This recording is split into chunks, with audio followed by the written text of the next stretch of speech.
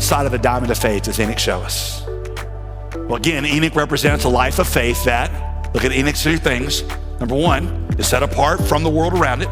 Number 2, testifies boldly to the gospel. And number 3, makes walking with God its defining reality.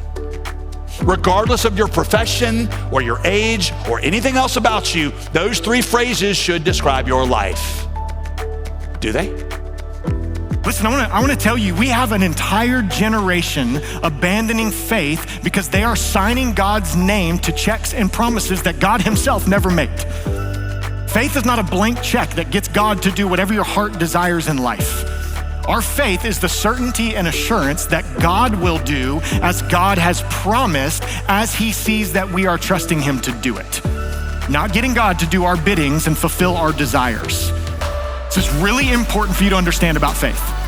I need you to hear that God does not demonstrate his love for you by promising nothing bad will ever happen to you if you have enough faith.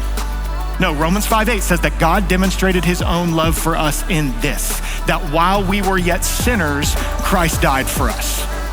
God's love for you is not a question mark. His love for you was settled at the cross of Jesus Christ, not in whether he answers your prayers the way you think he should or not.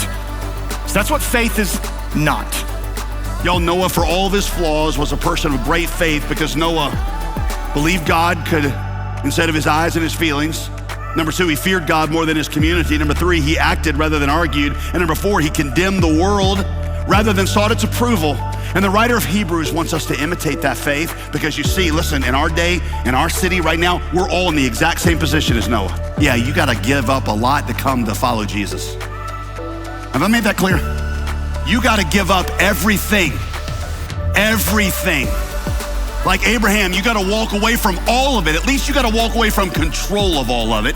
You gotta let him be Lord of your life. And Lord means he gets to make the decisions on everything, nothing held back. But what you gain is so infinitely better than what you lose that you scarcely even notice it. Before she gets the gift of getting pregnant with Isaac, God changes her identity. Because if she doesn't embrace her identity before the gift, then she'll embrace the gift and not her identity and make the gift an idol.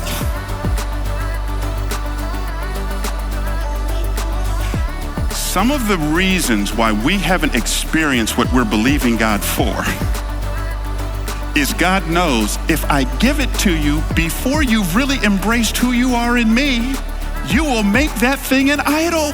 In the Christian life, there are places of obedience that you are never gonna get over until you have fully trusted yourself to God. There are sacrifices you will never make. There are fields of obedience you will never walk in because you don't fully trust him yet and you haven't fully, hands off, committed yourself to him.